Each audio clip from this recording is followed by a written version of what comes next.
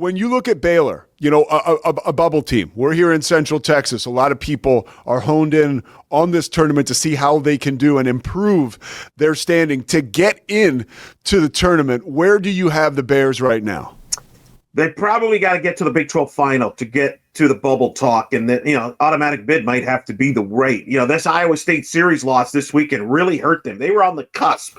They got some great wins, but as we talk, they're a 500 overall record team with an RPI in the low 50s. They got to boost that up, and they're going to have to beat Kansas, and they're going to have to upset Texas Tech to get, and that gets them into the semifinal. Then you're probably going to have to play either Oklahoma State or Arizona State. Got to win that.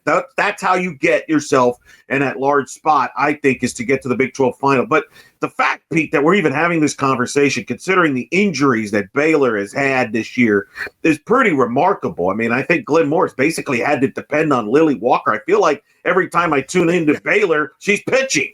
So, unfortunately, that's the case because of the injuries they've had. Offensively, they've had some nagging injuries. Govan wasn't healthy to start the year, so the injuries decimated this team. And the fact that we're even having this conversation is a credit to Glenn Moore and the job they've done, because they played some good softball in the second half of the year, and I think do pose a threat, assuming they get past Kansas, for Texas Tech in that quarterfinal. Lily Walker is a great story, by the way, going to Oklahoma City. She's got relatives, part of her heritage is like a Chickasaw Nation, Native American, not too far from where the tournament obviously being played. She's an Oklahoma native, helped Duke get to the Women's College World Series last year.